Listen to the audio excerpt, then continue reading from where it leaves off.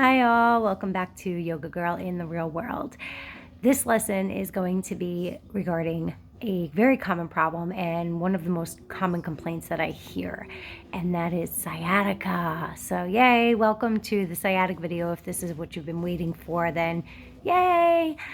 Sciatica is actually the reason why I got into yoga in the first place after an incident where I took a really bad fall because my sciatic nerve got so bad and so badly pinched that my leg went out from underneath me and I fell. And a friend of mine, coworker, actually introduced me into yoga as a result of this. So we have sciatica to thank for me actually doing these videos. So if you're experiencing issues with this area, this video is for you. So one thing that I do suggest is investing in a yoga mat, especially since a lot of our poses and flows are done on the floor. I'm not one of those yoga teachers who is okay with using a blanket because I feel like blankets can slide and somebody's going to get hurt. So if you can get over to a Five Below, this one was actually from Five Below and it was $5. So definitely worth the investment. You can also look into a yoga studio near you. A lot of times they'll donate their old yoga mats. Just make sure you sterilize it before you start using it. So I don't really insist on props. I'm not one of those teachers who insist on blocks and towels and straps and all the hoopla. But a mat for me is not negotiable. I really don't want anyone getting hurt. So we're going to start. And when you're sitting up, this is a really big mistake. I'm going to show you this first. People do this and they just drop themselves down to the floor. And all you're doing is really hurting yourself. So what I like to do is sit with my knees bent, tuck my hands behind my knees, and use my thighs just to walk myself backwards. And the reason why my face is not going to be really in this video is because I want to focus primarily on the bottom half. So this pose is known as thread the needle. So we're going to start with the feet nice and flat on the floor. You want to make sure that your lower back too is nice and flat and even on the floor.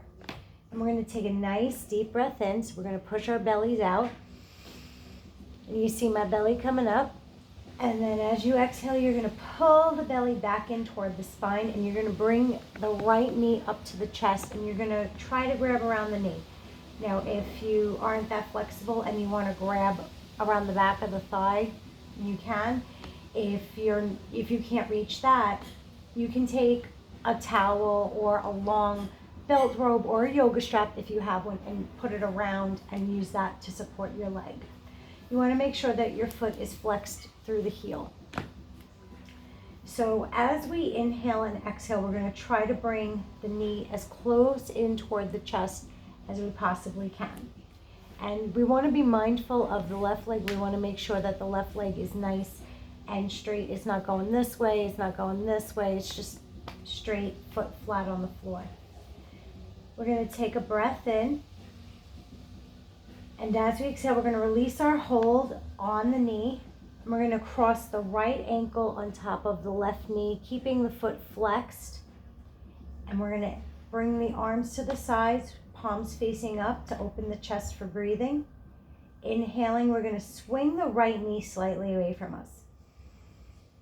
So you're going to push through your right knee. I'm actually going to pop myself up just a wee bit so you have a better view. And you'll see my ankle turning because I'm pushing my right knee away from me. If you feel that you're getting enough of a stretch here and you want to start just here, that's fine. If you want to go through with the more advanced part of this, you can. So to get into the full pose, we're going to take a deep breath in. Again, pushing the belly out. As we exhale, we're going to pull that belly back in, and we're going to use that momentum to bring the knee up, and we're going to flex through the left foot as well. And now this is where thread the needle comes in. We're going to slide the right hand in between the legs and grab either around the right knee or behind the back of the thigh. And we're going to bring the left arm around and grab wherever your right hand is grabbing. And as you inhale and exhale, you're going to try to draw that left knee closer in toward the body. And you're gonna feel that stretch all through the back of your right leg, your right buttocks. You're gonna feel it a little bit in your hip. So now we're gonna take a deep breath in. As we exhale, we're gonna relax the feet. We're gonna release the hold on the knee or the thigh or the strap. Loosen our, grip on the strap. We're gonna bring the arms to our sides and we're gonna uncross. And then we do the other side. So we're gonna start by taking a deep breath in, push the belly away. As you exhale, you're gonna pull the belly in and you're gonna bring the left knee up to the chest and you're gonna gently pull it in. Whatever your method of pulling it in, whether it's just under the kneecap, behind the thigh, using a strap, however you're comfortable. And you're gonna flex through the left foot. And now we want to be mindful of our right side. We want to make sure that our right side is not doing this, it's not going this way. It's nice and straight, foot flat on your floor. Take a deep breath in. As you exhale, release your hold on the knee, crossing the left ankle now on top of the right knee. Take a deep breath in. As you exhale, you're going to swing that left knee away from you. And again, if you're feeling like you're getting enough of a stretch here, stay here. If you want to move forward into the advanced pose, you can. So advanced pose, deep breath in, push the belly away. As you exhale, you're gonna pull the belly in and you're gonna bring the right knee up toward the chest and ignore the cat meowing in the background. You're gonna flex through the feet. And you're just going to hold this for a couple of breaths. One of the things you want to also be aware of is that you're not going this way when you're in the advanced pose. You want to make sure that your hip and your back stay on the floor. You're feeling it here, and that's because this is the plexus from where your sciatic nerve stems from. The sacral areas and the lower areas of your back is where the nerve plexus actually lives. The sciatic nerve is the largest nerve in your body. It pretty much runs the entire length down. So it's a very common nerve to be strained, and it's probably one of the most painful things you'll ever have in your life. And this is a very common complaint I get from women who are pregnant or who have had children. I also have a lot of elderly students who have complained about this, but even people young, I was only in my 20s when I had sciatica. So we're going to take a deep breath in. Exhaling, we're gonna relax the feet and we're gonna release our hold and we're gonna come back down and we're gonna uncross the legs.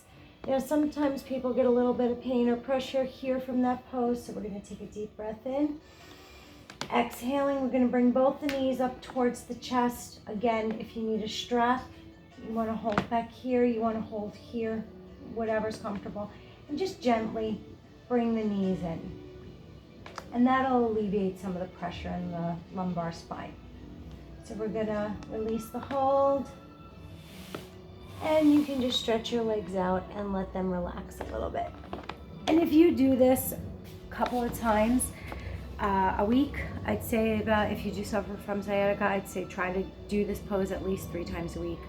I cured myself of sciatica within a month by doing this pose, and only this pose. So that is the first part of sciatic treatment.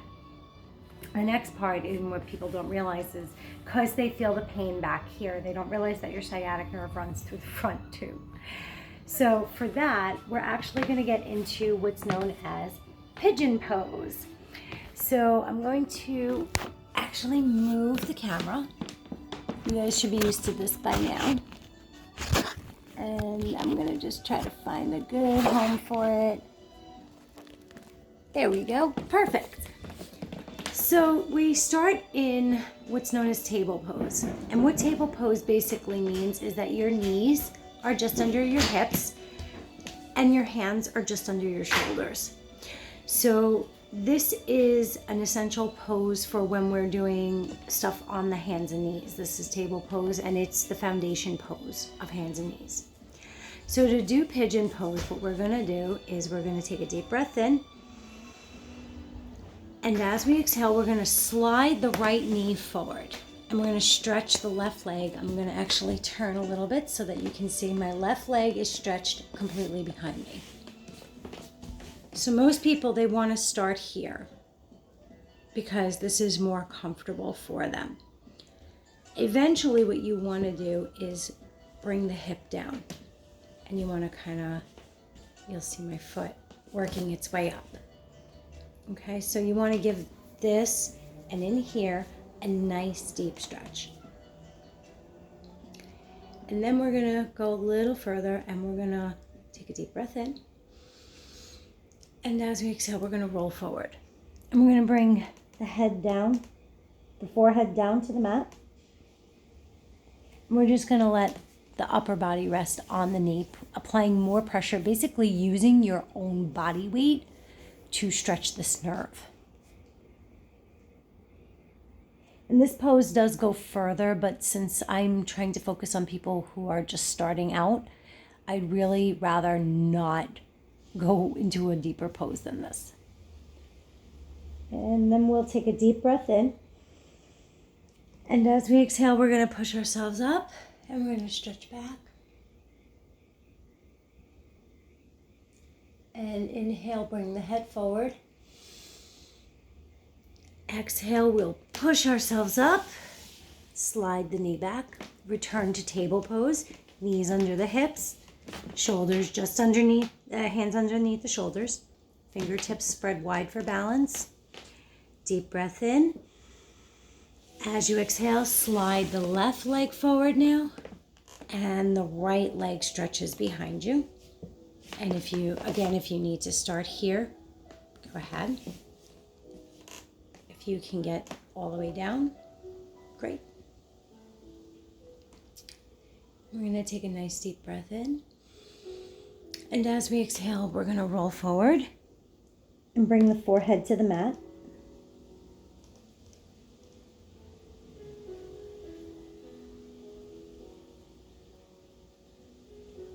And as we inhale,